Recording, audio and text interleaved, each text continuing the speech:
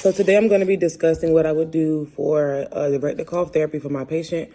and how I would explain the procedure to my patient, as well as make sure that my patient understands the procedure prior to us doing this therapy. So the rectal cough is just a therapy that we use to help our patients mobilize their secretions. So before I do this therapy for this patient, I will make sure that my patient is able to clear their secretions on their own, which is just me making sure that the patient is alert and able to use their accessory muscles to clear their secretions, which is just them having the ability to make a strong cough to make this therapy effective. And I wouldn't do this therapy on someone who has pain, abdominal pain, any surgeries, any neck or head injuries or anything like that, because they can, it'll make their current situation worse, as well as those who may have headaches or lightheadedness or feeling fatigued. This therapy wouldn't be for those patients because it can make their current situation worse than what it is currently. So before I perform this procedure, I will make sure that I review my physician's orders, as well as review my patient's charts to make sure that my patient isn't under any medication or anything that'll affect this therapy, any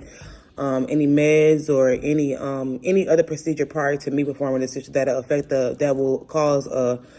disadvantage to this therapy and make it not as effective as it would be.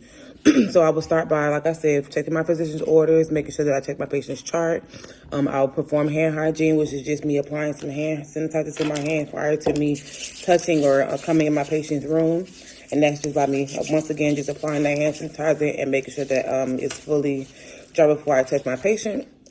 I will also perform,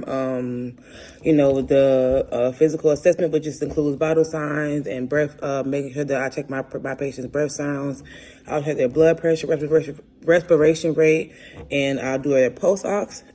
as well as assess their ability to understand and comprehend with what's going on. So I will start by explaining the procedure, which I will just explain to my patient that they're going to take a deep breath, and then they're going to hold, and then they're going to cough. And once they cough, I'm going to note the consistency, color, and sometimes the smell of that sputum to make sure that there isn't any infections or anything else, going on, as opposed to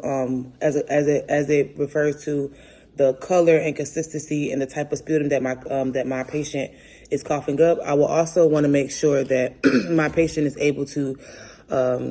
reciprocate the procedure to me as well, for me to make sure that they understand the procedure and that they do know how to follow the instructions that I am giving them. And after the procedure, I will just reassess their vital signs, and I will make sure that I document the procedure, because we all know that if it isn't documented, it didn't happen. So I will also make sure that prior to me leaving the patient's room, I document the procedure, what we did, the consistency of the sputum, and all that for the physician to review after this therapy.